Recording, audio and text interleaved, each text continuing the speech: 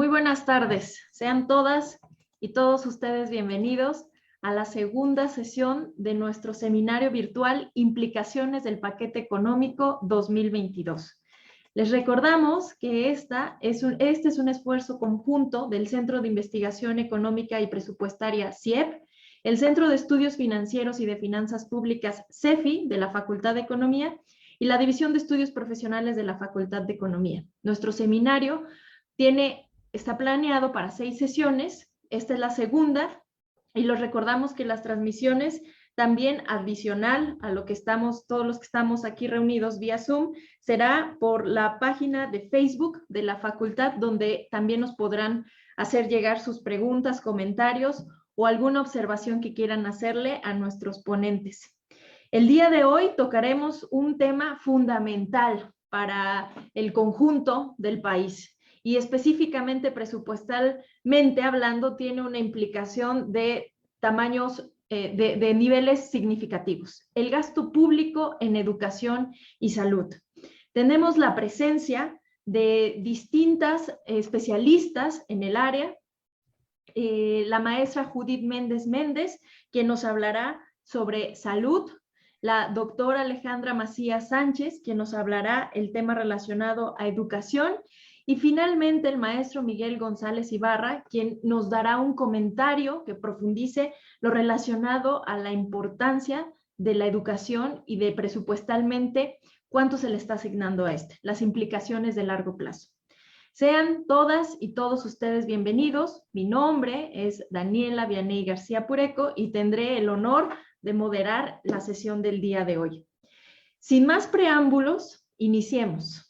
Me permitiré leer la semblanza de nuestra primera ponente, la maestra Judith Méndez Méndez, y después de esta lectura tendrá el tiempo suficiente para poder hacer su presentación. Entonces, la maestra Judith obtuvo una maestría en Administración con especialización en Finanzas Corporativas en el Instituto Tecnológico y de Estudios Superiores de Monterrey.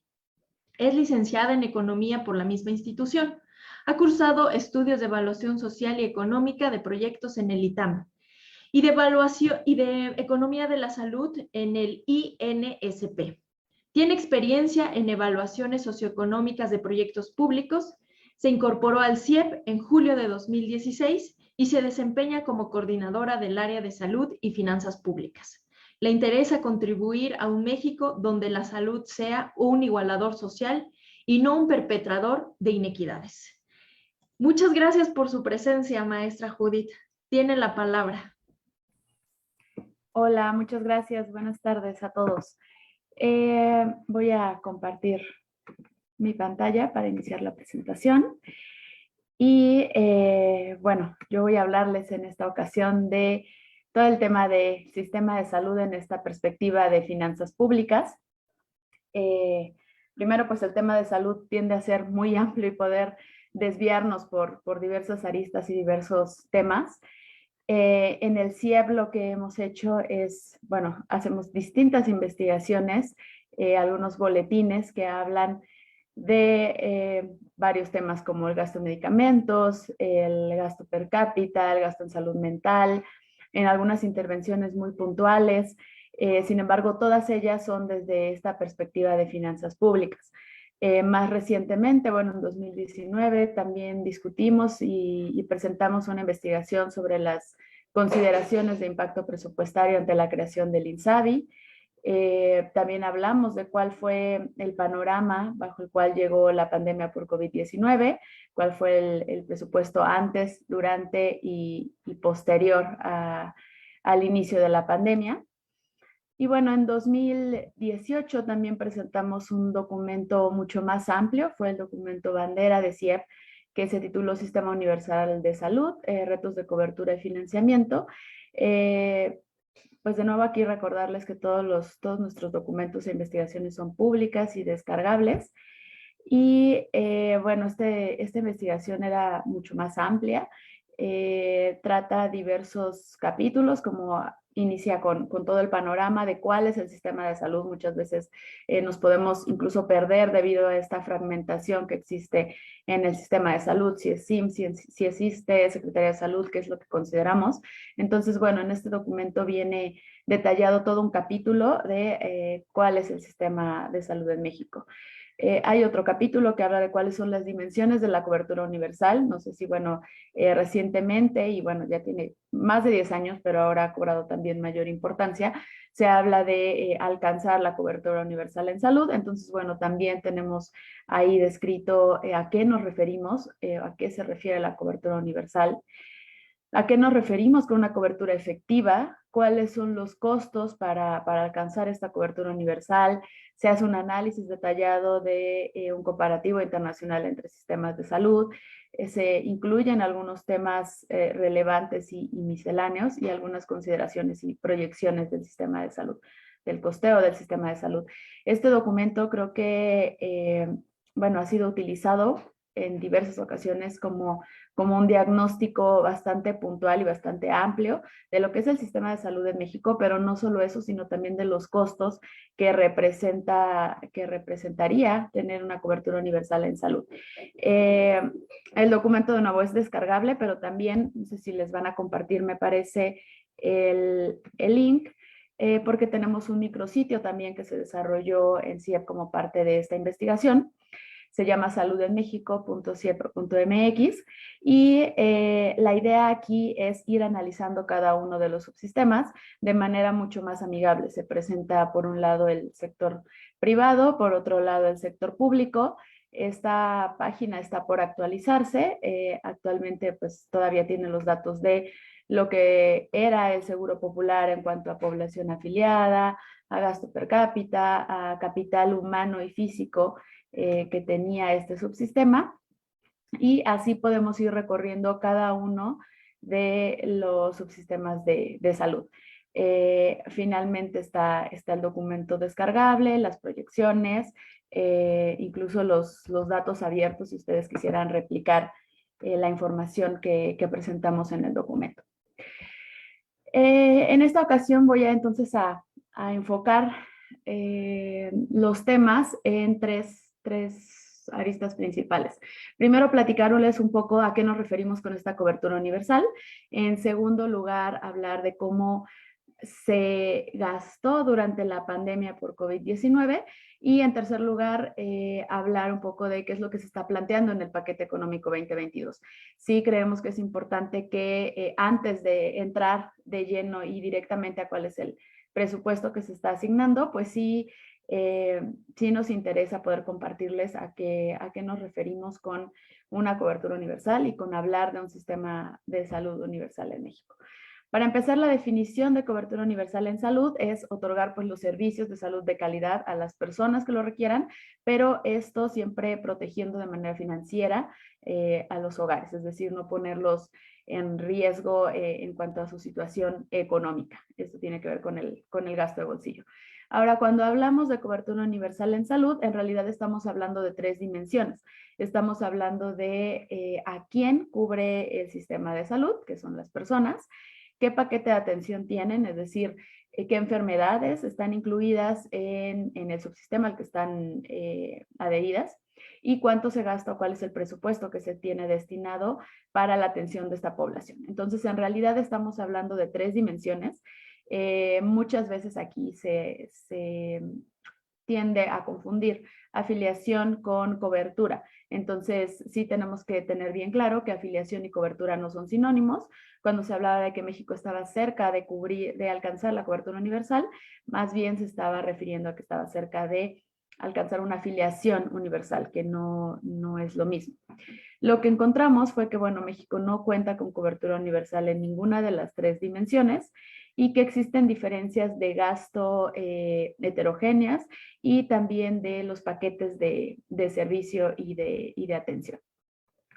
En afiliación lo que habíamos visto era un incremento importante, si bien más adelante veremos que no necesariamente se reflejó en tasa de atención, pero en afiliación lo que habíamos visto era que había un incremento en población afiliada como resultado sobre todo pues del Seguro Popular.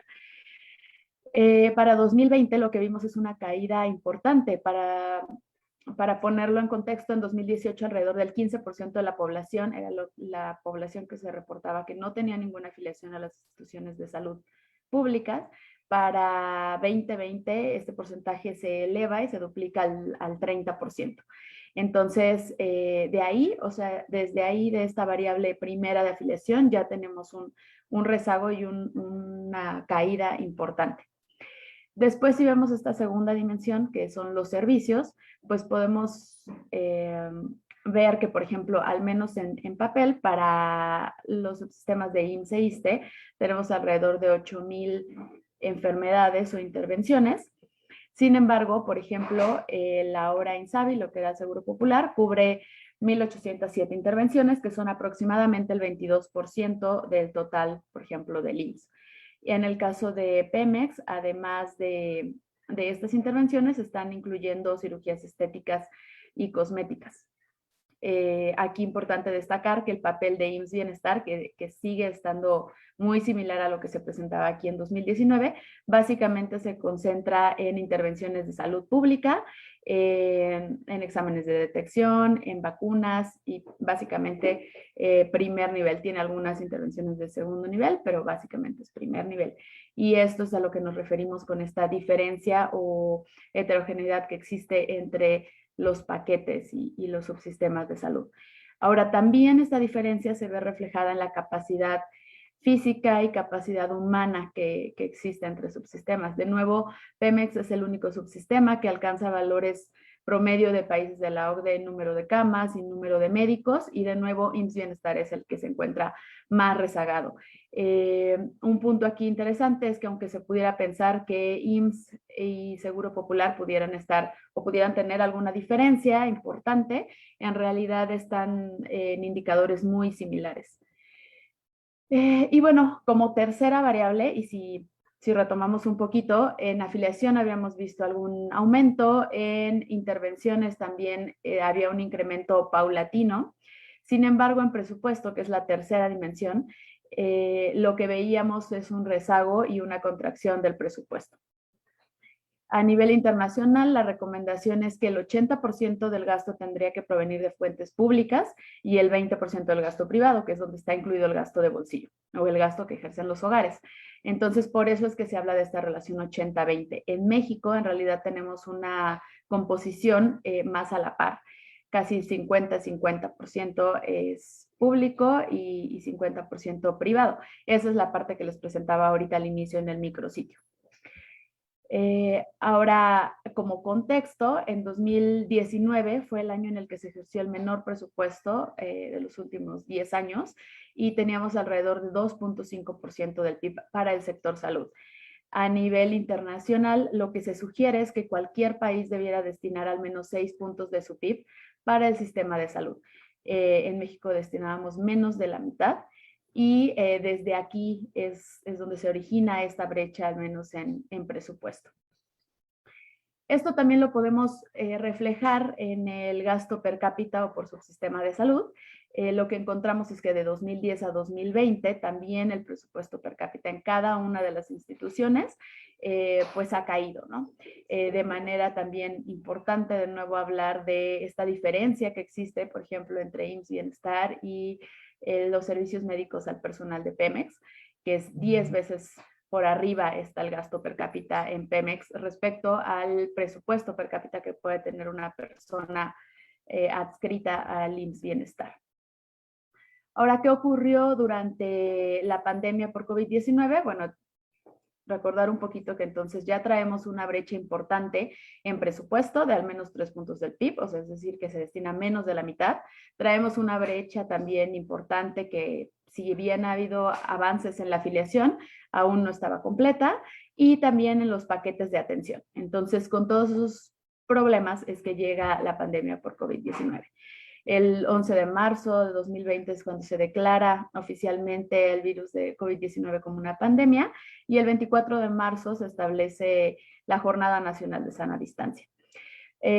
Nosotros publicamos un documento sobre consideraciones que se tendrían que, o políticas que se podrían analizar bajo este contexto de la pandemia. Y en particular en el tema de salud, hablábamos de una estimación de un presupuesto o de un monto necesario para poder dar respuesta de manera inmediata a la pandemia. Y esto bajo un panorama de lo que se conocía como las 3 S, hablar de staff, supplies, space. Entonces, de esta manera se estimó cuál sería el presupuesto necesario para la contratación de personal temporal, para el pago de suministros y de algunos materiales, aquí estaban incluidas las pruebas de detección, y para infraestructura temporal. A lo que llegamos es que se requerirían, al menos para esta primera respuesta, cerca de 1 punto del PIB. Aquí es importante mencionar que ya que analizamos cuál fue el presupuesto ejercido durante 2020, lo que se ejerció fue una 10ª parte de esto. Sí hubo un incremento en el presupuesto para salud, sin embargo, este incremento fue equivalente a 0.09% del PIB. Y por eso es que decimos que también fue insuficiente para dar respuesta y para atender a todas las necesidades, no solo de COVID, sino también para poder sostener o mantener los servicios preexistentes de salud, es decir, todas las otras necesidades diferentes a COVID y que se vieron pues rezagadas. Aquí otro punto interesante es que una de las recomendaciones a nivel internacional fue poder contar con un programa presupuestario específico y tal vez temporal que pudiera dar seguimiento a los recursos que se ejercieron relacionados con COVID. Ahora lo que vimos entonces durante este primer año de pandemia es que el uso de los servicios públicos de salud disminuyó. Estas gráficas lo que nos muestran es la población y el uso de las instituciones de salud, sean públicas o sean privadas. Lo que encontramos es que de 2018 a 2020 el número de personas que se atendió en las instituciones públicas de salud cayó en 8.5 millones de personas. Ahora el 57.5, casi 58% de los usuarios en realidad se atendieron en el sistema privado. Esto nos habla de la insuficiencia del sistema público para responder a estas necesidades de salud. Y bueno, todo esto se ve reflejado evidentemente en una tasa de atención más baja. La tasa de atención a lo que hace referencia es al número de personas que efectivamente se atendieron en una institución pública de salud versus las necesidades de esta población. Es decir, en 2018, alrededor de 4 de cada 10 personas que tuvieron algún problema de salud y que estaban afiliadas al sistema público pudieron atenderse ahí. Para 2020, la cifra cae 33%, es decir, 3 de cada 10 personas que tuvieron algún problema de salud pudieron atenderse en el sistema público. Y en todos los subsistemas cayó este indicador de manera muy particular y mucho más dramática en el programa IMSS Bienestar. De nuevo, todo esto está relacionado con un gasto de bolsillo mayor, porque bueno, estamos viendo un mayor uso de las instituciones privadas y pues por supuesto se ve reflejado en los hogares que tienen capacidad de pago en este gasto de bolsillo. Como lo comentaban ya en INEGI con la presentación de los resultados de la Encuesta Nacional de Ingreso-Gasto de los Hogares, de la ENIG, el aumento en el gasto en salud fue del 40%. Aquí es importante, al analizar el desglose, pues los medicamentos sin receta tuvieron un incremento del 68%, que es bastante importante. En cuanto a monto, el mayor incremento fue en atención primaria con 600 pesos más. Y bueno, finalmente el gasto de bolsillo pasa de 2.358 pesos por persona a 3.300. Todo esto, por supuesto, con variantes, si lo analizamos por institución, por entidad, por decil. De hecho, aquí un punto interesante, no está incluida esta tabla aquí, pero si analizamos este aumento en el gasto de bolsillo, en general a nivel nacional fue del 40%, pero para los hogares más pobres, para los primeros deciles, los aumentos en el gasto de bolsillo y, por ejemplo, en medicamentos fueron superiores al 100%. Entonces, esto nos está hablando del impacto que está teniendo en la economía de los hogares. ¿Qué es lo que se presenta entonces para paquete económico 2022? Hay un incremento importante en el presupuesto de salud que no se había visto años previos, en más de 10 años no se había visto un incremento de esta magnitud, es un aumento cercano al 15%, se llega a 2.9% del PIB, es decir, todavía ni siquiera al 3%, seguimos manteniendo una brecha de 3 puntos del PIB, pero el presupuesto en salud pues se eleva a más de 824,000 millones de pesos. Todos los subsistemas, con excepción de Pemex, aumentan su presupuesto y el aumento equivale a cerca de 4 décimas del PIB. En términos reales significa 10% más de lo que se ejerció en este primer año de pandemia. Tal vez era un paquete un presupuesto que hubiéramos querido observar desde el año anterior. Este aumento, dependiendo de realmente hacia dónde vaya dirigido y cómo sea ejercido, pues podría contribuir a disminuir la desigualdad por subsistemas. Y esto lo decimos principalmente porque, bueno, los incrementos mayores se ven en Secretaría de Salud y en aportaciones a Seguridad Social, que es donde está incluido el programa IMSS Bienestar. Entonces, los mayores aumentos se ven en estas dos instituciones que en realidad en años previos eran las que tenían los mayores recortes.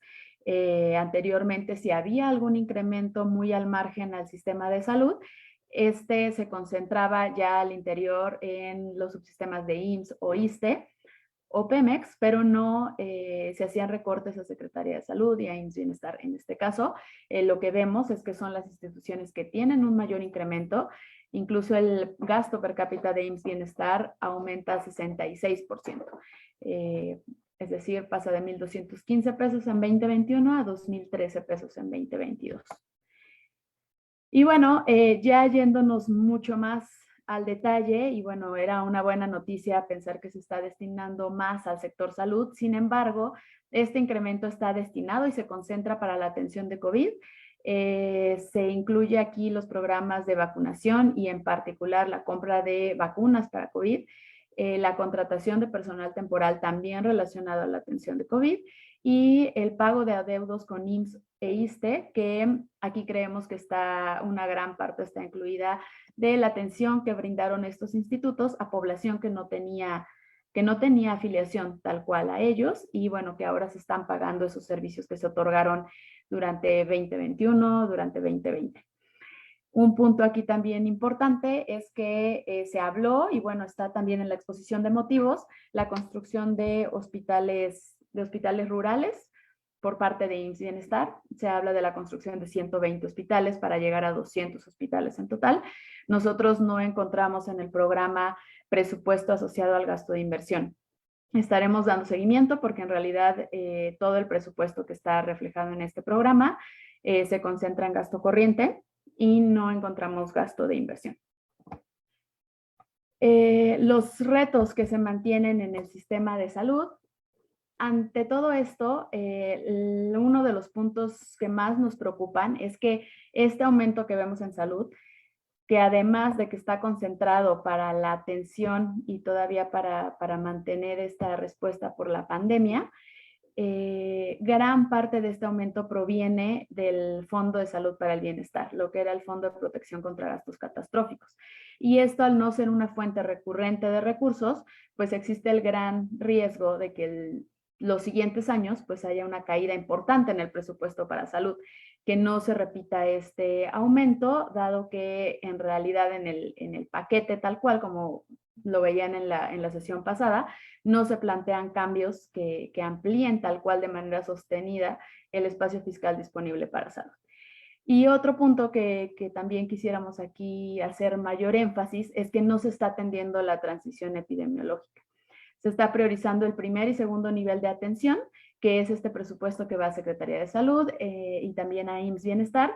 Sin embargo, la mayor presión a las finanzas públicas pues viene de las enfermedades crónicas, de cáncer, de VIH, de diabetes, de hipertensión, que están en el tercer nivel de atención. Y aquí es donde no se está invirtiendo más, donde incluso pues está tomando todos los recursos de este Fondo de Salud para el Bienestar. Y esos son de los puntos que más nos preocupan ante este paquete.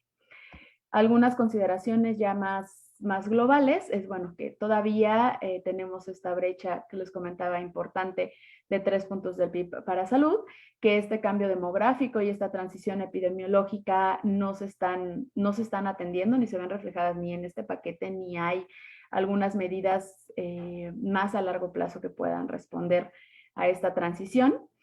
El INSABI, pues a pesar de que se aprobó y que tenía este objetivo de poder atender a toda la población, casi todas las enfermedades, pues es algo que al no tener un presupuesto vinculado y que concuerde con las ampliaciones que se proponen y con sus objetivos, pues en realidad está muy lejos de poder alcanzar este objetivo, y como lo vimos incluso en las cifras del censo y de ENIC, pues incluso cae la población que se reporta afiliada al INSABI. El tema de las entidades federativas también es un punto que está muy relacionado con la operación del INSABI, pero saber realmente cuál es el papel que van a jugar estas entidades y si se necesita tal vez integración de sistemas, ya sea a nivel regional, estatal, de qué manera se van a hacer esta homologación de costos de atención y realmente poder avanzar en lo que ya traíamos un avance en afiliación para cobertura universal, pero bueno, todavía en todas las demás variables que quedan pendientes. Y creo que yo hasta ahí lo dejaría por ahora. Muchas gracias. Muchas gracias, maestra Judith. Con su presentación nos ha quedado claro que venimos ya de un sistema de salud fragmentado, desigual, y que esta desigualdad quizás se ve profundizada con el gasto, insuficiente gasto que se le está destinando a este sector tan importante. Muchas gracias. Les recuerdo a nuestras y nuestro auditorio que tienen la oportunidad de mandarnos sus preguntas vía el chat o igualmente en la caja de comentarios de la página de Facebook oficial de la Facultad de Economía para que se las podamos hacer a nuestras ponentes.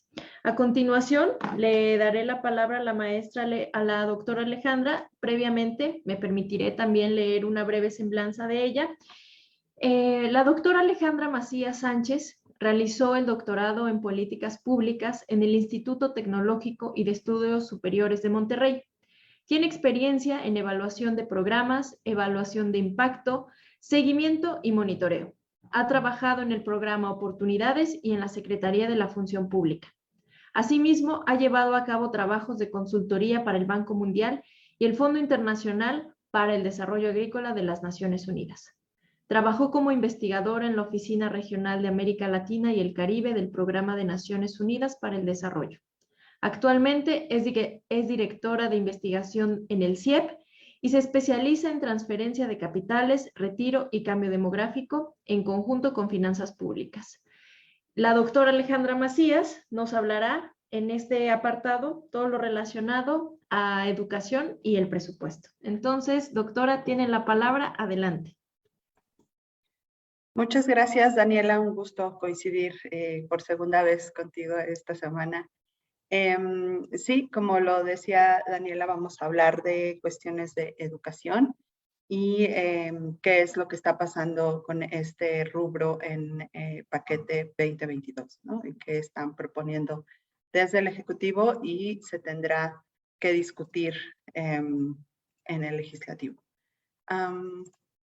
Les comparto mi presentación. Me dicen si se ve. Sí, se ve. Ahí, ¿verdad? Ok. Sí, correcto. Bueno, voy a empezar con el tamaño del sistema educativo. Vamos a hablar primero de cuál es la situación del sistema de educación en México y posteriormente vamos a hablar del presupuesto 2022 y algunas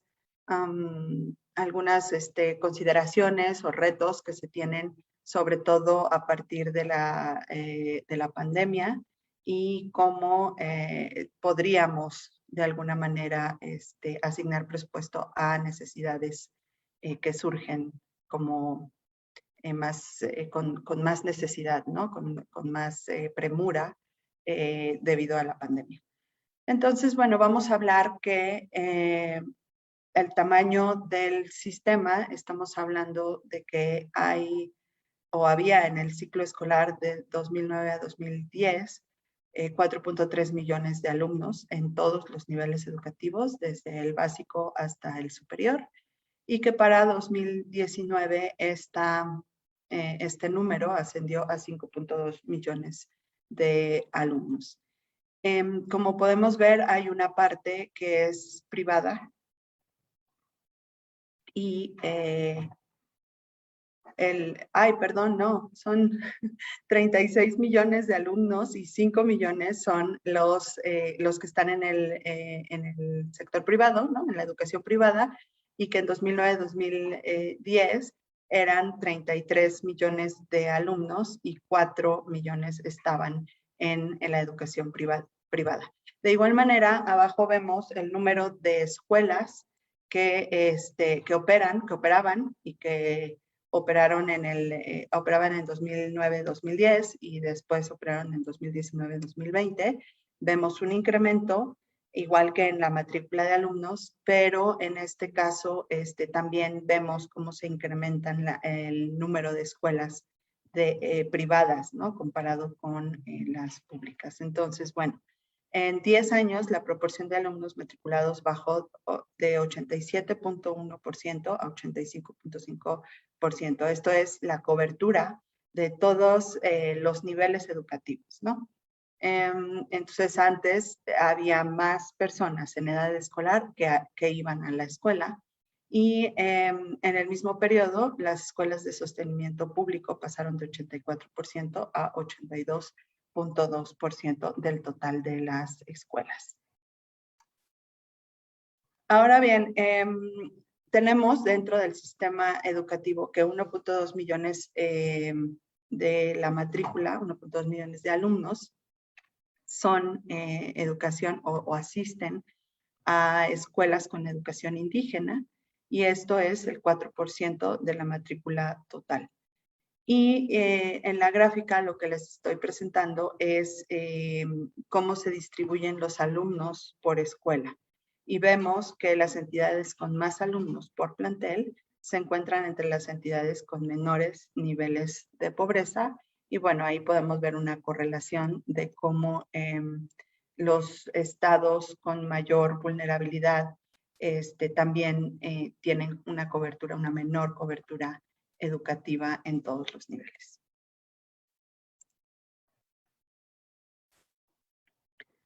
Ahora, vamos a hablar de los diferentes niveles educativos y cómo es la cobertura para cada uno de ellos. Lo que observamos es que en preescolar se tiene una cobertura alrededor del 70%. Esto quiere decir que solamente esa proporción de alumnos en edad de asistir a preescolar está efectivamente asistiendo. En primaria tenemos una cobertura mucho más alta, incluso supera el 100%, y esto es porque también se incluyen personas que estudian educación básica que no están dentro de las edades propias de este nivel.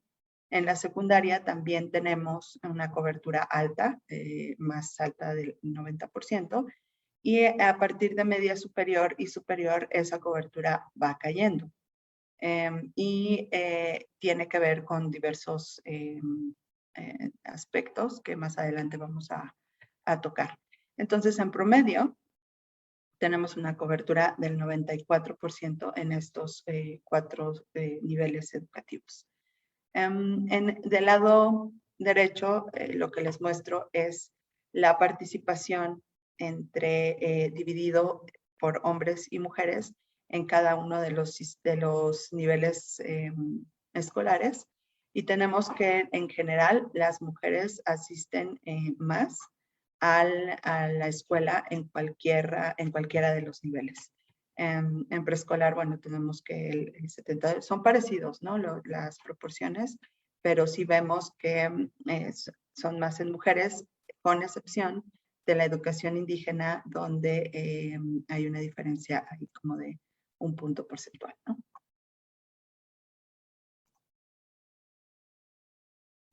Dentro de los aspectos, justo para entender por qué la cobertura en media superior cae, es el abandono escolar, ¿no? En la educación media superior se tiene una menor tasa de eficiencia terminal con 64.8%. Esto quiere decir que el 64.8% de los alumnos que entran a un ciclo escolar no lo terminan. Y bueno, son los alumnos que más abandonan los estudios.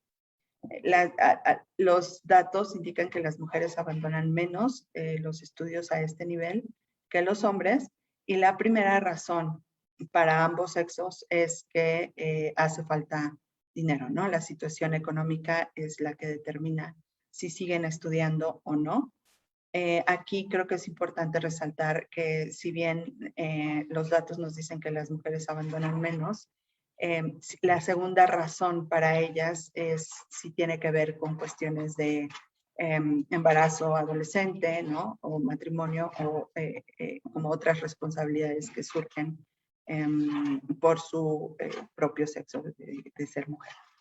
En la gráfica mostramos la eficiencia terminal en cada uno de los niveles. La tasa porcentual de abandono, disculpa. En primaria es 0.7, en secundaria es 4.8, en media superior es el 13% y en superior es 7.9%. Ahora, sobre los efectos de COVID en el sector educativo. Lo que se ha observado, y yo creo que se ha discutido en diversos foros, es que dado que la pandemia ha obligado a que se cierren escuelas y a que los alumnos estudien en línea, pues ha habido una pérdida de aprendizaje porque estábamos acostumbrados a otro tipo de enseñanza. Hubo una reducción de la eficiencia terminal, es decir, aumentó el abandono. También la educación en línea pues, se ve afectada por la brecha digital. También datos del INEGI nos muestran que el 56.4% de los hogares tienen acceso a Internet, ¿no? Entonces el resto, pues era más difícil que en realidad pudieran estudiar en línea.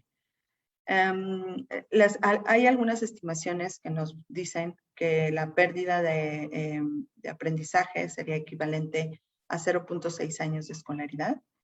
Y si de por sí en México ya teníamos cierto retraso en el aprendizaje, ¿no? Medido por las evaluaciones de habilidades que hacen en PISA y en otro tipo de evaluaciones, pues esta pérdida se suma a esa desventaja que ya teníamos y hace mucho más grande la brecha de aprendizaje que está teniendo esta generación que está en la escuela. Y otros datos de INEGI también nos mencionan que 5.3 millones de alumnos no se inscribieron en el ciclo escolar 2020-2021. Estos 5.3 millones de alumnos son también en todos los niveles, y aquí es donde se puede ver que el abandono pues creció para cualquier nivel. Y entonces, ¿qué sucede, no? O sea, tendría que haber tal vez nuevos programas o mejoramiento de los programas existentes, estrategias que te permitan paliar esta brecha de aprendizaje que está teniendo la generación que está estudiando en este momento, ¿no? Sin embargo, lo que vemos en paquete, desde este año 2021, lo que se está destinando a educación y lo que se pretende destinar en el siguiente año, 2022, pues vemos que presentan caídas desde el 2015, y aunque en 2022 se observa un pequeño aumento de 1.9% real, en realidad como proporción del PIB es 3.1 y es la menor proporción que se ha tenido en los últimos 7 años. Y eso es lo que muestra la gráfica que les presento aquí. De acuerdo con la ley de educación, se tendría que estar gastando el 8% del PIB, pero más allá de tener que llegar a esa proporción, sería necesario, como les comentaba al principio, definir, ¿no? Cuáles son las estrategias que nos van a permitir realmente generar aprendizaje y generar las habilidades que esta generación está necesitando. También, bueno, empezando por la parte de la infraestructura y de la brecha digital. Entonces, hablando también de todo el gasto 2022, pues la comparación de qué sucede, o sea, se le está destinando suficiente presupuesto a la educación. Bueno, aquí solo mencionar que gran parte del presupuesto está dirigido a adultos mayores y que en específico el gasto en pensiones va a representar 5.1% del PIB contra el 3.1% del PIB que se va a ir a gasto educativo. Entonces, pareciera una pues inequidad en el financiamiento de estos dos derechos que tenemos todos los mexicanos. Ahora bien, el gasto educativo por su función, vemos que su función educativa básica es el principal destinado del gasto educativo, que es la barra naranja. Se visualizan menos recursos para cultura, deporte e investigación y también mencionar que en todos los niveles el rubro más fuerte pues es el pago de nómina educativa, que tiene pues todo el sentido, ¿no? Porque precisamente los maestros son los que tienen que incentivar el aprendizaje, que proveer las herramientas para que los niños y jóvenes aprendan, estudien y tengan habilidades para el futuro. Sobre el crecimiento de la matrícula y el presupuesto, ¿no? El presupuesto ha caído en educación básica y también la matrícula, lo que mencionaba hace rato, ¿no? Ha habido abandono, entonces la matrícula disminuye y también ha disminuido el gasto desde 2015, entre 2015 y 2022. Entonces vemos que en la educación básica la matrícula cayó 0.78%, mientras que el presupuesto también cayó 1.23%. En medias superiores donde se ha visto aumentos tanto en alumnos como en presupuesto, sin embargo, bueno, vamos a ver que tampoco es suficiente para atender a todos los alumnos y tampoco hay medidas como para paliar este abandono o falta de que terminen, pues, o sea, motivación para que terminen los alumnos. En la educación superior hay un aumento de 3% en los alumnos, sin embargo, el presupuesto cae en 1.3% y en posgrado también se observa un aumento de matrícula y una caída en el presupuesto. Y en la siguiente gráfica, pues, mostrarles la evolución del gasto por alumno en los niveles de básica, media superior y superior. Se ve una caída, creo que muy clara, desde 2016 hasta el 2021.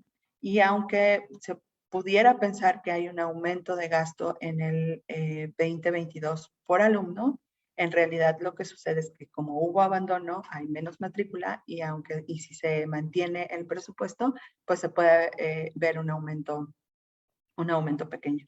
Aún así, pues no regresamos a los niveles que teníamos en 2016 o prepandemia y las necesidades de inversión en este rubro pues siguen siendo bastante grandes. Sobre los programas prioritarios en el PPEF 2022, ¿no? Se observa que, por ejemplo, los programas emblemáticos de becas tienen un aumento pues menor de 0.3% cada uno en conjunto, perdón, y se observan también más recursos para educación inicial, aunque, bueno, no son suficientes y aunque se observa un aumento grande de 32.6%, pues este programa tiene un presupuesto relativamente pequeño.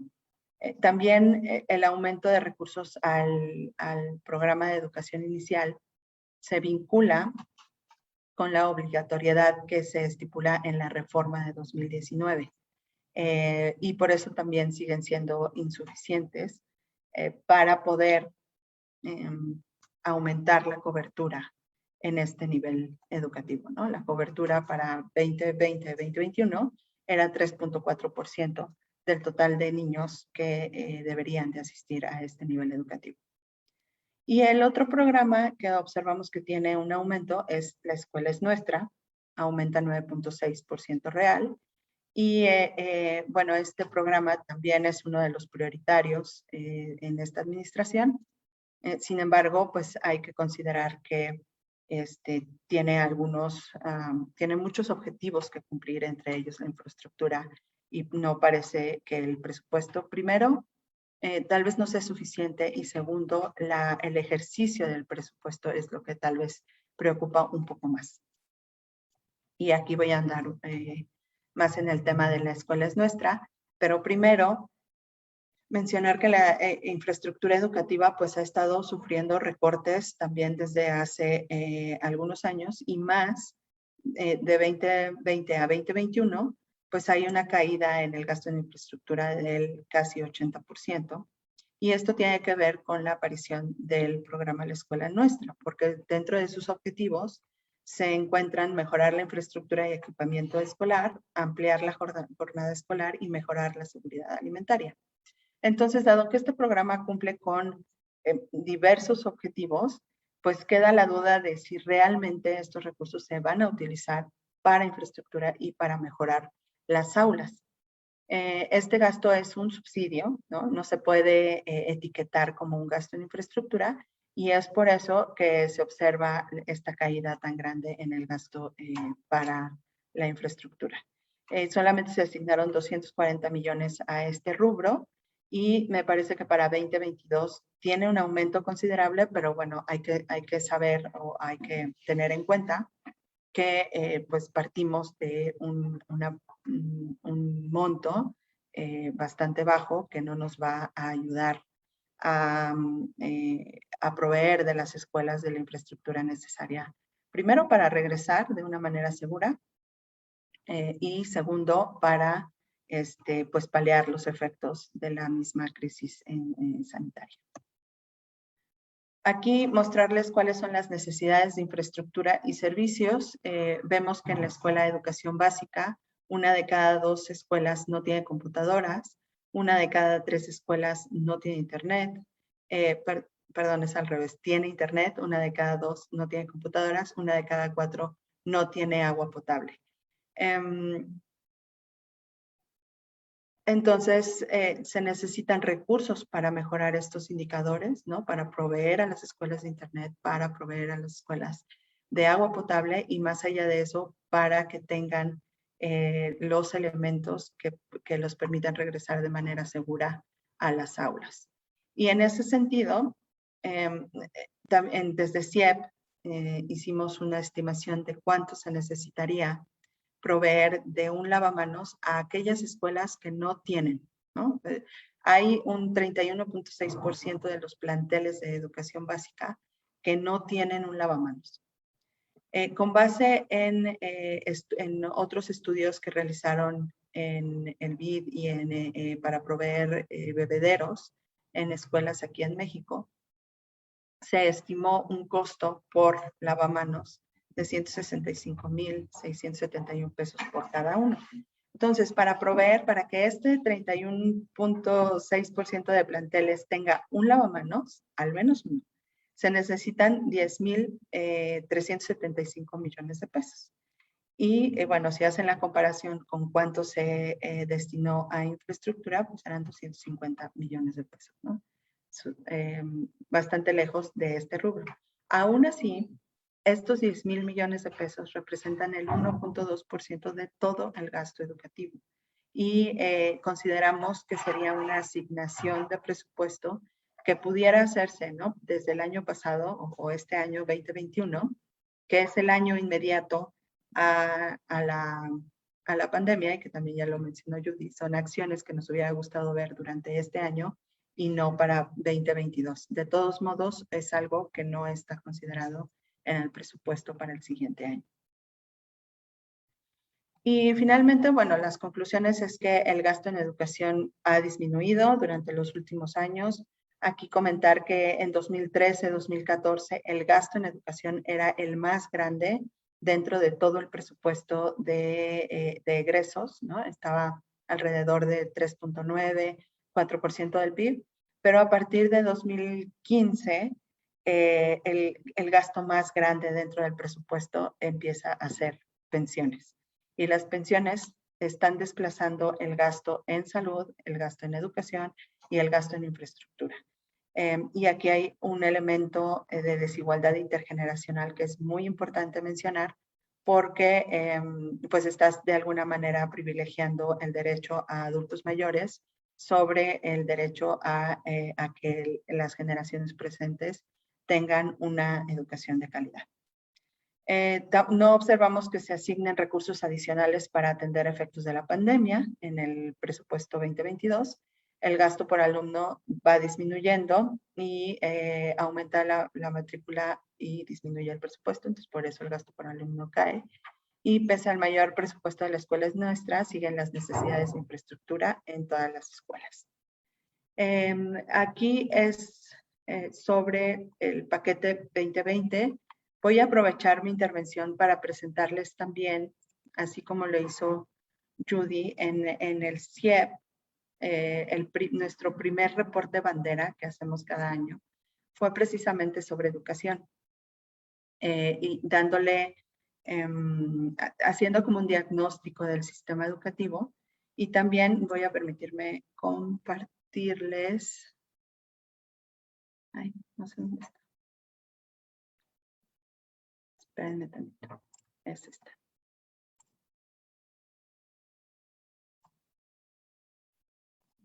Aquí.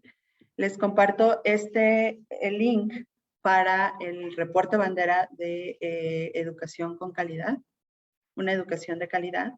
Aquí tenemos varios capítulos que abordan el financiamiento del sistema educativo, la equidad del mismo, se hace una evaluación de los retornos de acuerdo al nivel educativo que alcanzan las personas, etcétera, ¿no? Es un documento que les invito a consultar, a estudiar, pero también hicimos un videojuego sobre que llamamos la aventura educativa.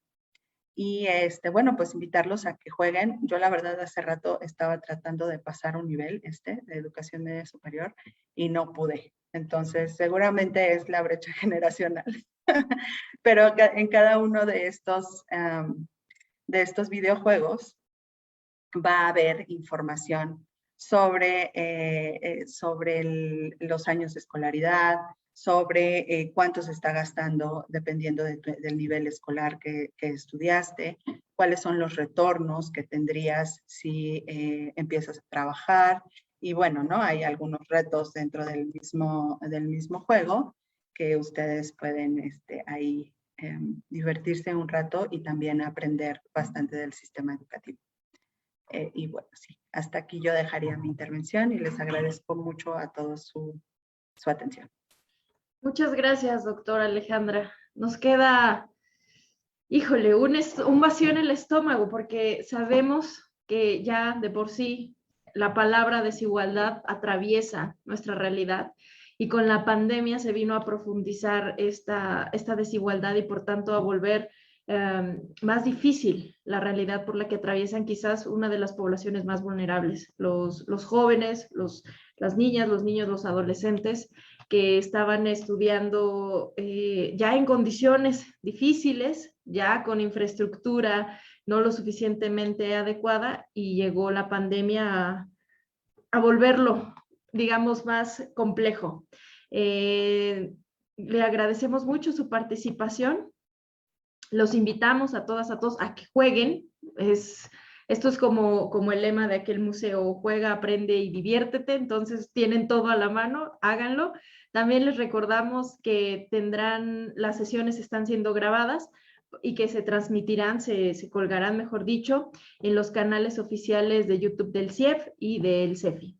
También los invitamos a que se registren para que puedan recibir su constancia de participación, de asistencia al final de las sesiones de nuestro seminario. Finalmente, contamos con la participación del maestro Miguel González Ibarra, quien nos dará un comentario que irá más a fondo, digamos, sobre el tema educativo del que ya nos habló la doctora Alejandra. El maestro Miguel González Ibarra es egresado de la Facultad de Economía de la UNAM, con estudios de posgrado en Economía Internacional en la Sorbona de París, Francia, y maestría en Finanzas en la Universidad Autónoma de Barcelona, en España. Actualmente funge como responsable de la Unidad Mixta de Servicios de la Facultad de Economía de la UNAM. Anteriormente, se desempeñó como coordinador de vinculación de la misma facultad y fungió como vicepresidente del Colegio Nacional de Economistas. En el sector público, se ha desempeñado en distintos cargos en la Nacional Financiera, en la Secretaría de Hacienda y Crédito Público y en la extinta Secretaría de Programación y Presupuesto. De igual forma, ha tenido a su cargo empresas de arrendamiento financiero, sector en el que fungió como presidente de la Asociación Mexicana de Arrendadoras Financieras y vicepresidente de la Asociación Latinoamericana. Ha participado como miembro del Consejo de Administración de diferentes entidades públicas y privadas y ha sido reconocido por el Gobierno de Francia con la Orden Nacional de Mérito en grado de caballero. También recibió el reconocimiento del Gobierno de México por su participación en las negociaciones del Tratado de Libre Comercio de América del Norte en los aspectos financieros. Adelante, maestro Miguel, tiene la palabra a partir de ahora para el comentario. Muchas gracias, Daniela. Bueno, queridos alumnos, quiero hacer con ustedes un comentario muy breve sobre el sector educativo y su futuro, pero sobre todo la preocupación que quiero compartir con ustedes es sobre si el sector educativo nos está dando la calificación que ustedes requerirían a lo que se estima que van a ser los requerimientos del mercado laboral cuando ustedes estén en su pleno desarrollo profesional. Déjenme comenzar diciéndoles que pues desde hace cerca de una década, un poquito menos, el Foro Económico Mundial, que estamos entrando en este siglo en una gran transformación de la economía y de la vida cotidiana, que es entrar a la era digital.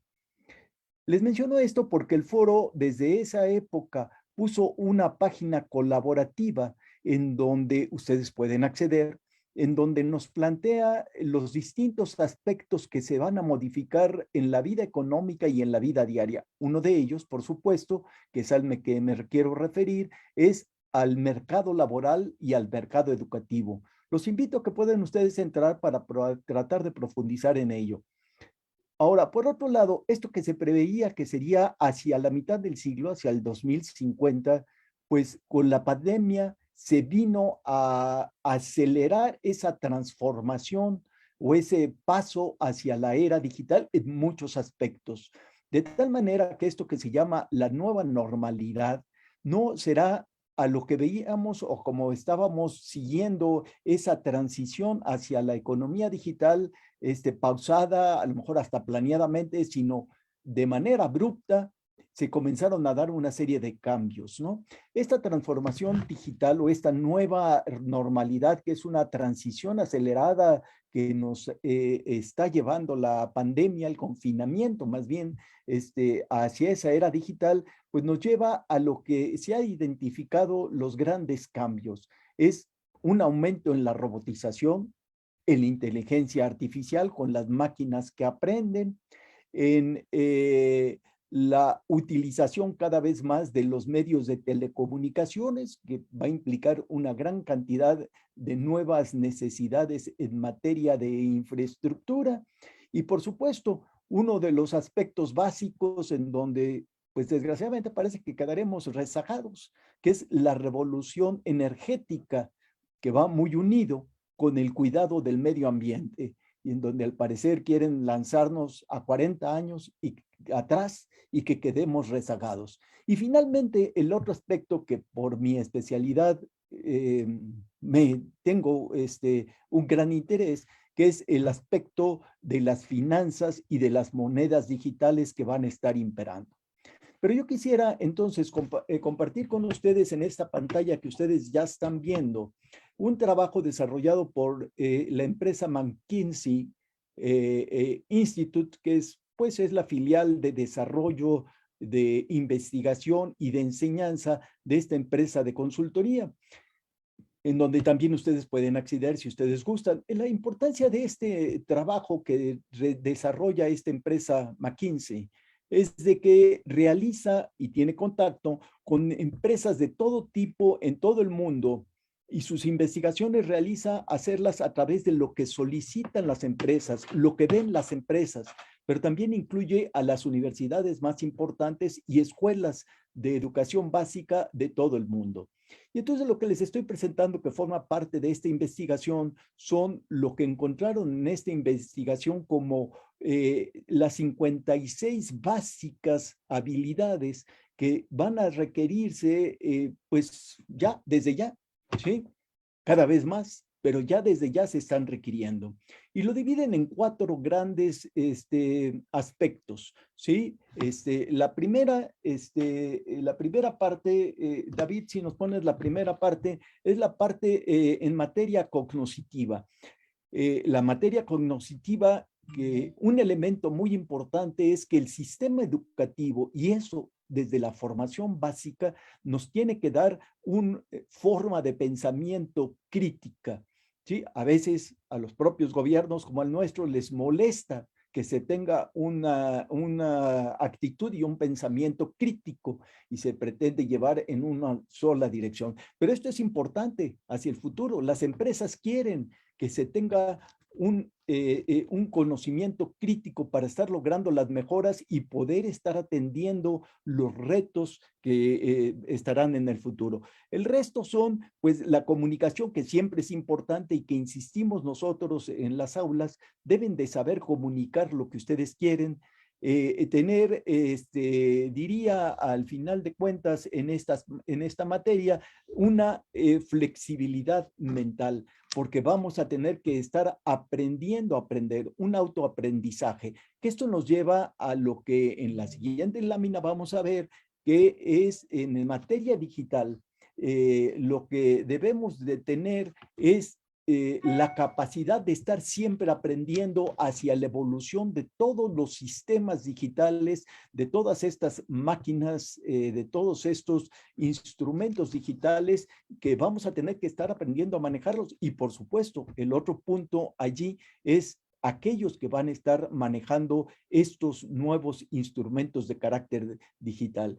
Quisiera ahora nada más regresar a la parte izquierda de esta lámina, que una de las partes importantes es tener liderazgo, pero un liderazgo, quiero resaltar la parte que se dice allí, un liderazgo empresarial, porque lo que se está viendo es que los jóvenes como ustedes en el futuro van a poder preferir tener ya no un sistema asalariado con horarios fijos y lugares fijos, sino van a preferir estar trabajando más libremente a la hora que ustedes quieran, a la hora que ustedes puedan.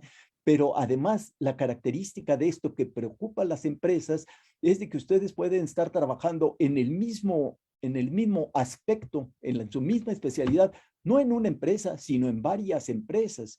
Y esto les preocupa porque, bueno, tienen que asegurar la lealtad, tienen que asegurar que no exista pues una transferencia de información de una empresa hacia la competencia, y están trabajando en muchos esquemas de cómo proteger su información que se puede ser de carácter confidencial. Pues esta es una visión de lo que ustedes deberían de ver si lo están adquiriendo y si no deberían de preocuparse por adquirirlo. Y un punto importante es de que pues deben de estar siempre aprendiendo. Ya no es importante la cantidad de información, de conocimientos que ustedes tienen almacenados en la mente, sino lo que va a ser importante es que ustedes sepan dónde encontrar ese conocimiento. Y la parte importante que se decía en la lámina anterior es que ustedes sepan aplicarlo. La enseñanza en función no de la cantidad de conocimientos que se tienen, sino la factibilidad la habilidad que se tiene de aplicar esos conocimientos para resolver casos concretos es lo que va a imperar en el futuro. La información la pueden conseguir ustedes en Internet, pero lo que tienen que tener ustedes es qué hacer con esa información. Lo que tienen que hacer ustedes es cuando enfrenten un problema concreto, se enfrenten ante una realidad, saber qué es lo que necesitan, qué herramientas necesitan, en dónde las pueden encontrar y cómo deberían de aplicarlas para encontrar la respuesta. Bueno, pues este es el panorama que quería yo a ustedes presentarles y decirles que una preocupación, aunada con lo que nos decía nos decían anteriormente, es que tenemos que tener una modificación que no lo veo que esté sucediendo más allá de la infraestructura y el presupuesto de lo que es el modelo educativo. El modelo educativo no puede ser como se venía haciendo tradicionalmente, sino tenemos que cambiar el modelo educativo. Y por supuesto, si no tenemos ni el presupuesto suficiente, pues para poder planear, para poder establecer un nuevo modelo educativo, creo que estamos quedándonos muy atrasados y esta es una gran preocupación. Daniela, pues esta es mi participación. Espero haberme pegado al tiempo. Sí, creo que me pasé 5 minutos, pero en fin. Muchas gracias, maestro. Sin duda, acaba de complejizar el panorama. Ya no solamente ver la educación en el aspecto inicial, básico, sino lo que toca a nuestros estudiantes y el futuro al que se tendrán que enfrentar, al que nos tendremos que enfrentar. Muchísimas gracias. Ahora a todas, a todos los invito que después de esto que nos han presentado nuestros ponentes, de las ideas que nos han planteado, de los enunciados tan sugerentes, de los resultados tan importantes que nos han mostrado, nos manifiesten sus preguntas, sus dudas, sus comentarios, si quisieran que se abordara con mayor puntualidad algún aspecto. Nosotros estamos aquí para apoyarles, para orientarles y para tomar estos temas relacionados a las finanzas públicas, al presupuesto, al ingreso, al gasto y a las áreas específicas de la economía, pues el tiempo necesario para que ustedes puedan resolver todas sus dudas. Entonces, estoy aquí atenta. Al parecer, nuestra compañera Mariana nos iba a ayudar también con algunas preguntas, así que estoy a su disposición cuando nos digas, Mariana. Muchas gracias, Daniela, y buenas tardes a todos. Es un gusto estar nuevamente aquí con todos ustedes. Y tenemos 2 preguntas para Judith Méndez. La primera es de Mauro López Barraza. ¿Los servicios de salud están subutilizados o están sobrepasados? ¿El gasto, aunque es bajo, tiene una utilización adecuada? Y la segunda, de Fer Salazar. ¿Cómo realiza la correlación de cobertura entre Seguro Popular e INSABI, si su estructura funcional es diferente? El Seguro Popular se basaba en una incorporación previo pago, en tanto el acceso al INSABI es cuando se requiere el servicio, y además hay que considerar la caída de la demanda de servicios por la pandemia. Adelante, Judith. Muchas gracias, Mariana. Sí, voy en orden. Bueno, primero, respecto a utilización de los servicios de salud, creo que aquí efectivamente es un poco complejo poder diferenciar entre qué parte de la caída, por ejemplo, de los servicios se debió a esta transición de Seguro Popular a INSABI o se debió a la pandemia, ¿no? Entonces, aquí sí es un poco complejo poder diferenciar. Sin embargo, lo que sí encontramos es que hay una reducción en la utilización de los servicios de salud, sobre todo de la Secretaría de Salud. Tenemos un documento por ahí que hicimos en conjunto con Fundar y Oxfam sobre el presupuesto ejercido durante la pandemia y también cómo cayeron las consultas para diferentes enfermedades, ¿no? Entonces, obviamente esta parte de la caída en consultas, pues tiene que ver, sí puede ser una parte por insuficiencia de capacidad física o de recursos, sin embargo, otra parte pues también se debe a al menor uso debido al temor de acudir a estas instituciones de salud pública, ¿no? Entonces, realmente no podemos hacer esta diferencia. Sin embargo, por eso es que también hablamos mucho del gasto de bolsillo, porque a nivel internacional este gasto de bolsillo nos habla de qué tanto se pueden atender las personas o deciden atenderse en el sistema público. Por lo general, si vemos un incremento, pues el sistema público no está respondiendo a estas necesidades. Pero de nuevo, ahorita que se juntan estos dos factores, ¿no? En 2020 se junta esta transición de Seguro Popular a INSABI y la pandemia por COVID-19, pues entonces complica un poco conocer qué parte se debe a la pandemia y qué parte se debe pues a esta transición tal cual de subsistemas, ¿no? Y con esto me voy a esta segunda pregunta de cómo es que vemos esta transición. Tenemos realmente mucho material en CIEP que los invitamos a que lo consulten. Voy a compartirles en el chat la liga a uno de los boletines que sacamos, me parece, en julio, que es este cambio de Seguro Popular a INSABI. Hablábamos de una mayor población con una menor atención. Aquí viene incluso un cuadrito donde presentamos todos los programas que estaban relacionados o asociados al Seguro Popular y cuáles son los que están asociados al INSABI y realmente si hay un incremento o no en el presupuesto. Además de esto, pues la población que se presenta o que se reporta como afiliada a Seguro Popular versus a INSABI y pues también esta diferencia en el gasto de bolsillo. Tal vez estas investigaciones también puedan aclarar un poquito al respecto. Gracias, Judith. Las siguientes preguntas son para Alejandra Macías. Lili Rodríguez pregunta, ¿se calculó el porcentaje de deserción escolar por nivel y diferencia entre hombres y mujeres, ya que nos lo muestra de manera general? Mauro López Barraza, para los lavamanos, ¿en qué consiste pagar los 165,000 pesos? Para tener más claro qué es lo que se pagaría. Nuevamente Lili Rodríguez, ¿fue posible obtener el gasto de inversión en infraestructura sanitaria por entidad federativa? Fer Salazar comenta, gran parte de la reactivación de la educación presencial en todos los niveles de la educación pública pasa por invertir en construir, esperar renovar los servicios que se requieren para garantizar la salubridad dentro de los planteles. ¿Qué tanto se verá limitada esta tarea en razón de que mucho del presupuesto tendrá que ser usado para cubrir los adeudos al personal docente que heredaron y tienen las administraciones estatales?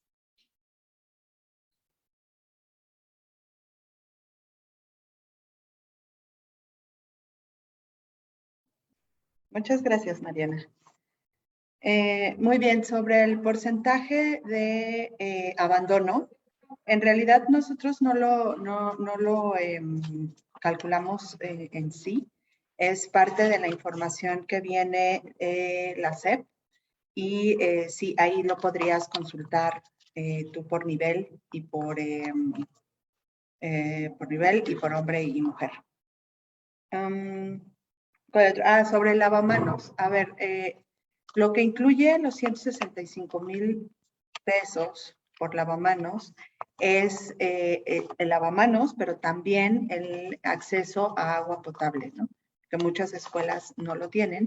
Y justo el estudio donde basamos esta estimación, pues es para bebederos, pero también incluye la parte de pues tener el acceso o que llegue el agua potable justo a las escuelas. Lo tercero es el gasto en infraestructura por entidad federativa. Esto tendríamos que revisarlo en el presupuesto si existe la asignación geográfica. Muchas veces desde la propuesta no queda muy claro si estos recursos están por estados. Tal vez en la cuenta pública sí venga esa información, ¿no?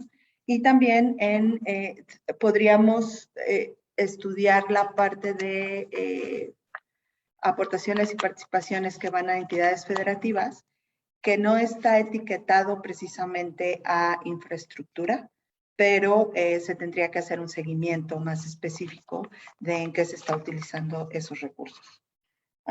Y finalmente, lo de sí, ¿verdad? Es la última. Sobre la infraestructura en escuelas, pues sí, justo el asunto es que no se están destinando suficientes recursos para la infraestructura, para adecuar las aulas, para ponerlas, vamos a decir, a punto para que los alumnos regresen de manera segura, ¿no? Empezando por lo más básico, que sería un lavamanos, pero también haría falta tal vez baños, ¿no? Y baños que funcionen bien, aulas ventiladas, limpieza, no sé, seguramente hay un montón de cosas que se tienen que hacer en las diferentes escuelas públicas, tanto en las zonas urbanas como en las zonas rurales, ¿no? Hay que recordar que en áreas más alejadas de las ciudades, pues incluso los planteles, las escuelas están en situación aún más precaria. Entonces, como no se está destinando esto y gran parte de lo presupuesto educativo pues sigue yendo a nómina y a otras que otra vez, ¿no? Es súper necesario ese gasto. Lo que habría que verificar es si es efectivo, ¿no? Si realmente los maestros están teniendo las habilidades para educar de la mejor manera a la generación que está ahorita en la escuela. O sea, hacer énfasis en que sí es necesario que se destinen más recursos para infraestructura y no a través, porque la justificación es, bueno, hay dinero y hay presupuesto para la escuela es nuestra, pero tampoco nos aseguran que ese dinero se va a utilizar para mejorar las escuelas, ¿no?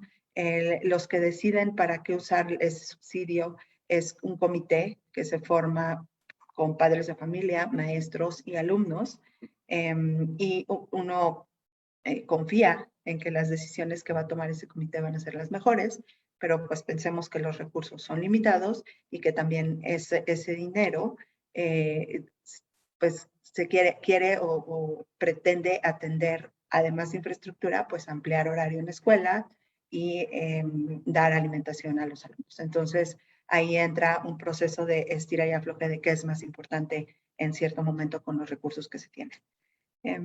Sí, ya hasta ahí lo dejaré. Gracias.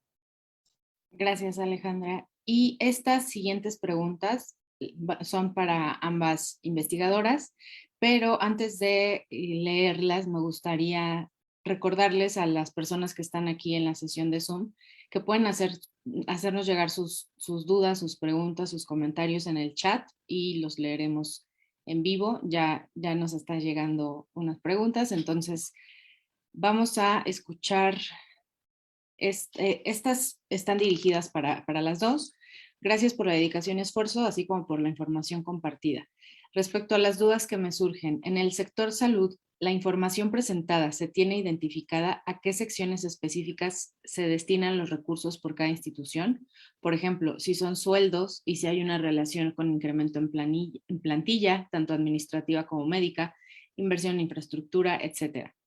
En el sector educativo, ¿a qué se debió el incremento mostrado en 2020 y las caídas tan abruptas en 2021 y 2022?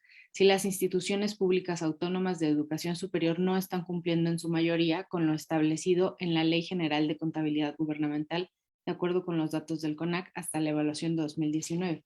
¿Cómo podríamos comparar sus presupuestos y resultados si no existe homogenización de su información financiera?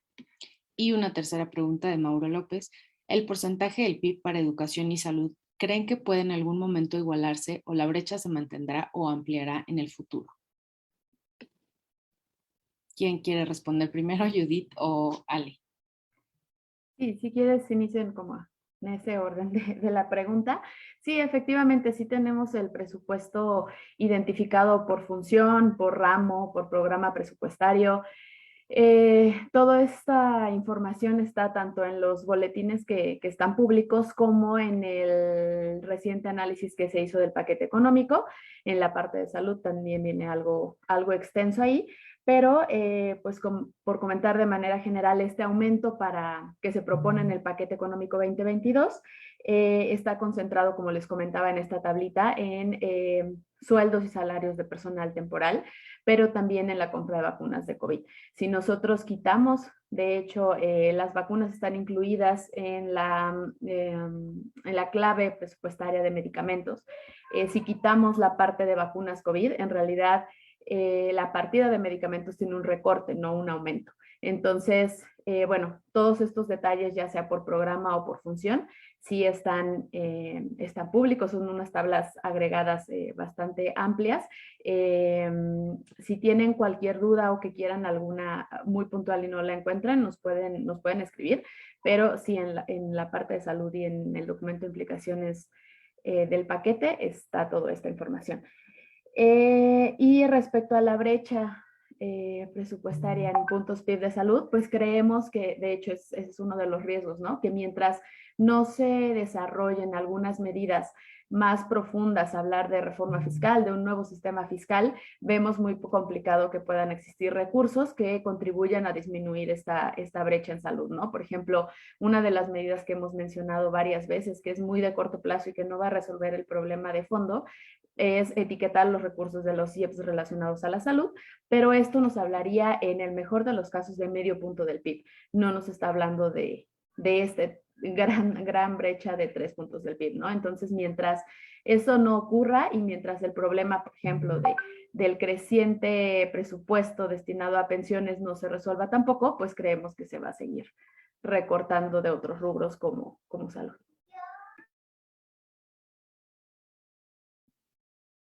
Ale, te escucho.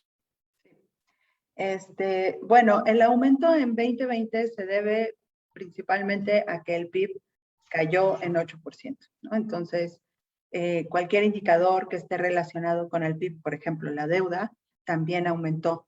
Y no necesariamente en términos monetarios quiere decir que haya crecido, ¿no? En el caso de educación, el monto es muy parecido entre los 3 años. Sin embargo, bueno, representa una mayor proporción del PIB por esta caída que les menciono. Entonces, sí hay que tener cuidado cuando vean este tipo de gráficas respecto al PIB, cualquier indicador respecto al PIB, pues en 2020 se va a ver un aumento precisamente por esta cuestión. Y en segundo lugar, bueno, lo que dice Judy de la brecha es completamente, va en ese sentido.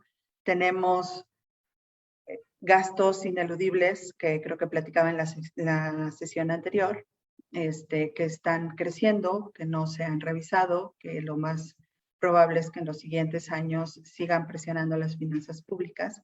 Y si nuestro espacio fiscal es tan reducido como del 2.1% del PIB que sería en 2022, pues la realidad es que se va a seguir recortando salud, se va a seguir recortando educación, a infraestructura, a seguridad y a otros tantos sectores como campo o como atención a violencia, etc.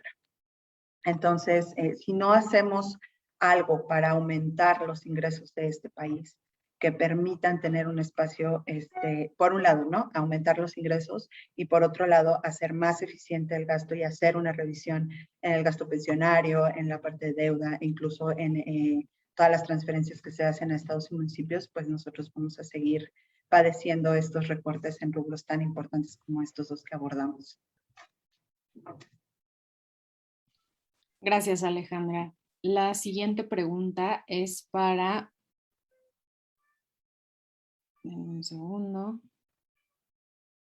Para el profesor Miguel, ¿de qué manera pueden incorporarse las características, visión y liderazgo que mencionó en su presentación en los proyectos futuros de educación en todos los niveles? Para Alejandra de Carlos Martínez, parte de este gasto público, ¿cuánto se dedica a las nuevas universidades para el bienestar que apenas dan capacidad a 32,000 estudiantes? Y vamos con una tercera pregunta del chat de Mauro Antonio Ramírez. ¿De dónde deben salir los recursos para estas mejoras? ¿Debe recortarse algún otro gasto, reducir el gasto en pensiones, adquirir deuda o cuáles serían las fuentes de recursos óptimas? Bueno, creo que comienzo, Mariana. Pues yo mencionaba que lo que se requiere es hacer un cambio del modelo educativo. Es bastante complejo, requiere muchos aspectos. Por principio de cuentas, lo que se requiere es tener el personal docente que entienda lo que debe de ser la educación en la era digital, lo cual veo que es muy difícil en el caso mexicano, sobre todo para la educación básica, donde pues está totalmente controlado por liderazgos sindicales que no permiten avanzar en este tipo de aspectos. Sin embargo, soy un poco más optimista en lo que se refiere a la educación superior. Déjenme decirles, no me gusta, pero tendría que admitirlo, participamos hace 2 años en una reunión que organizó aquí la Embajada del Reino Unido sobre inteligencia artificial. No me gusta admitirlo porque fue organizado con el TEC de Monterrey y en donde estaban dispuestos a apoyar. Bueno, esto fue hace 3 años, creo, porque fue antes del actual sexenio. Estaban dispuestos a apoyar con recursos los esfuerzos educativos que se tuvieran para avanzar en materia de inteligencia artificial.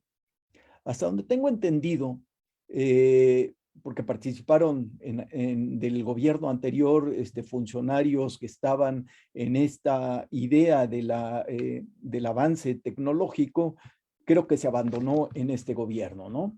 Sin embargo, han continuado lo que es en el TEC de Monterrey. Se avanza, pero como nos decía Daniela, pues de una manera desigual, ¿no? Sí, creo que la UNAM en muchos aspectos hemos estado haciendo esfuerzos para tratar de incorporar modificaciones al modelo educativo, pero habría que ver en otro tipo de universidades, en otro tipo, sobre todo en la educación media superior, si se está haciendo lo mismo. Y bueno, se necesita presupuesto, ¿no? Aquí esta parte importante era porque lo iba a financiar o estaban dispuestos a financiarlo el Reino Unido. Y eso es una oportunidad que desaprovechamos, ¿no? Por lo menos hasta ahora no se ha aprovechado, que sería muy importante si se puede contar con otros apoyos que pudieran existir, pero para ello se necesita voluntad. Y creo que no existe voluntad para avanzar cambiando hacia el futuro, sino realmente estamos viendo hacia el pasado.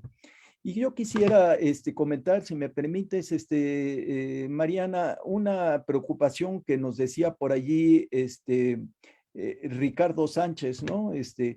Que nos decía que se abrió un poco tarde el chat, ¿no? Y que por lo tanto a lo mejor hay muchas preguntas que se quedan. Quisiera decirles que nos pueden mandar las preguntas y se las responderíamos, pues aquel que las haya hecho a través de los medios nos dieron su correo, trataríamos de ponerlas si también el CIEP está de acuerdo, a lo mejor en una plataforma para que todo el mundo pudiera ver las respuestas, si es que no se pueden darles atención en el poco tiempo que nos queda.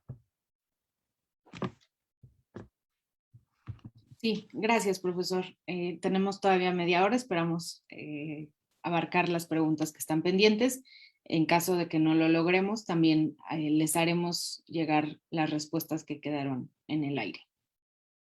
Continuamos con las preguntas aquí en Zoom y después vamos a hacer otra ronda de Facebook.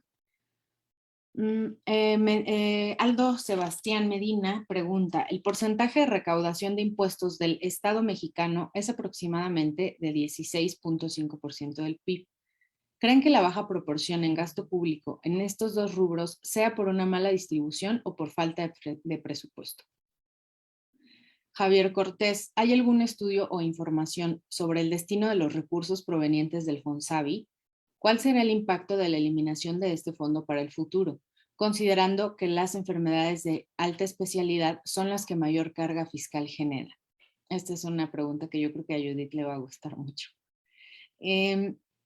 Ricardo Sánchez, el tema de la educación en cada gobierno siempre ha dado de qué hablar, deficiente, poco presupuesto, etc. Entonces, ¿qué se debería realmente hacer para mejorar la educación en México?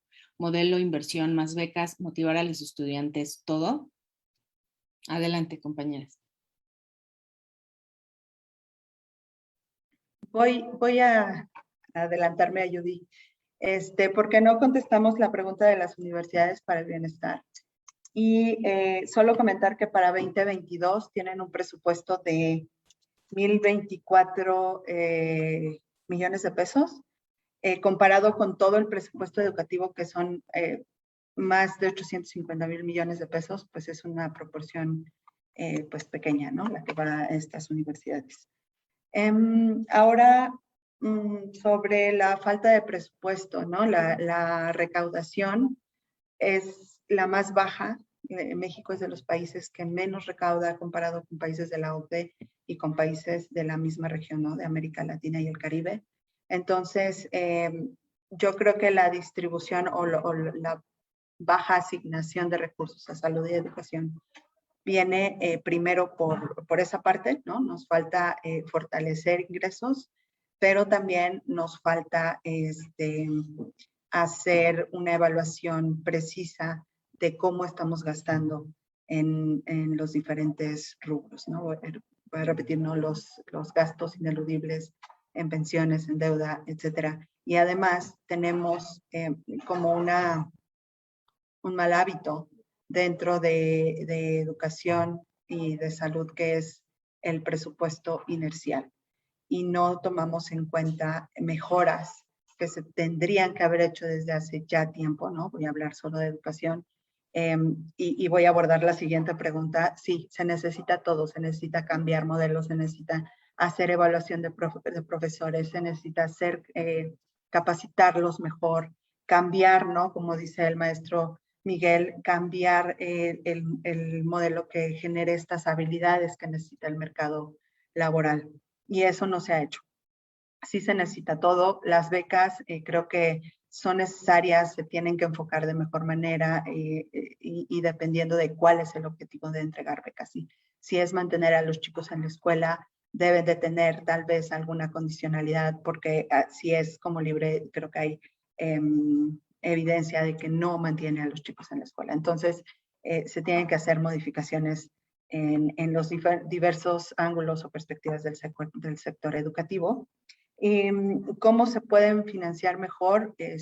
Pues regresando a esta parte de la baja recaudación, sí, o sea, este año se hablaba de que iba a haber una reforma fiscal, no sucedió, va a ser muy difícil que exista en los siguientes años y por tanto tenemos que pensar en cómo vamos a estar financiando los diferentes requerimientos de gasto en general.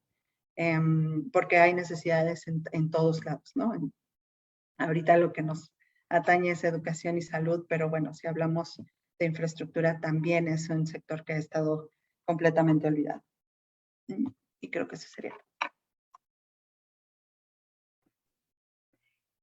Bueno, respecto a la pregunta del Fonsavi, sí tenemos información, sobre todo en el primer reporte. Por lo general, los recursos que se destinaban del Fondo de Protección contra Gastos Catastróficos se presentaban en los informes del Seguro Popular. Ahora, bueno, se presentó el primer informe del INSABI y ahí podemos ver cómo fue que se ejerció presupuesto para estas enfermedades de alta especialidad.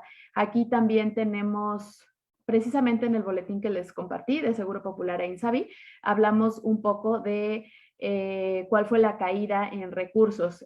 Aproximadamente para 2018-2019 se ejercieron en este fondo para estas enfermedades alrededor de 7,000 millones de pesos.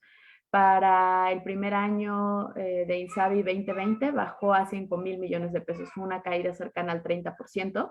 Y esto puede estar relacionado con dos aspectos. Uno, si se habla de que se tuvo acceso a un menor costo en el tratamiento de algunas enfermedades y que entonces no cayeron el número de pacientes o de personas que se atendieron.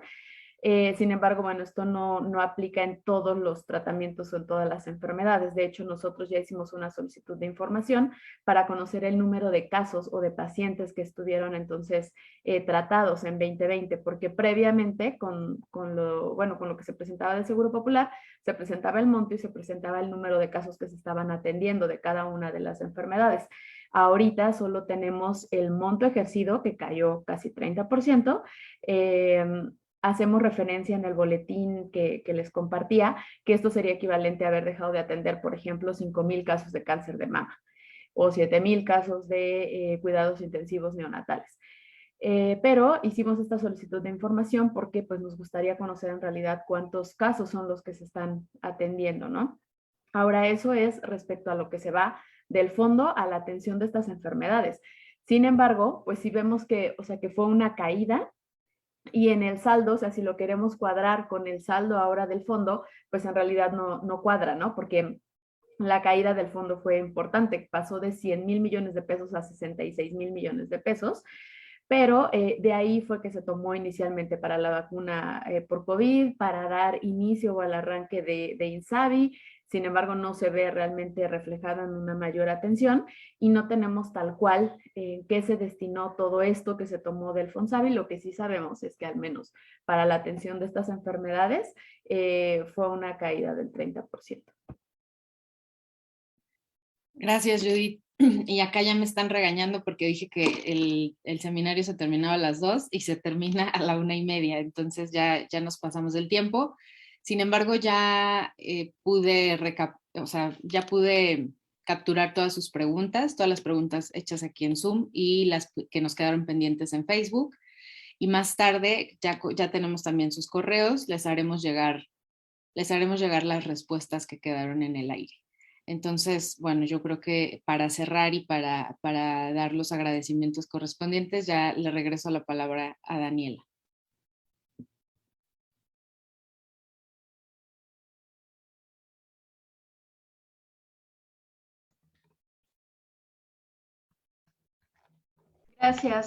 Gracias Mariana. Pues como bien ustedes lo han podido notar, nuestra sesión del día de hoy fue muy nutrida. Se van con informes que pueden consultar en las páginas que nos compartieron Judith y Alejandra. Se van con juego para seguir conociendo y ejercitando el cerebro. Se van con presentaciones. Recuerden que pueden consultar la grabación. Se van con un paquetote. Entonces, ese es el objetivo del seminario, que se vayan con más de lo que iniciaron, que les despertemos interés, preguntas, inquietudes y que vengan a las siguientes sesiones a seguir formándose, a seguir preguntando. Para mí fue un gusto, un honor estar con todas y todos ustedes. Gracias, doctora Alejandra. Gracias, maestra Judith. Gracias, maestro Miguel. A todas, a todos por su consideración. Únicamente me permito recordarles que nuestra siguiente sesión es el próximo viernes. Estaremos acá hablando sobre gasto público en infraestructura.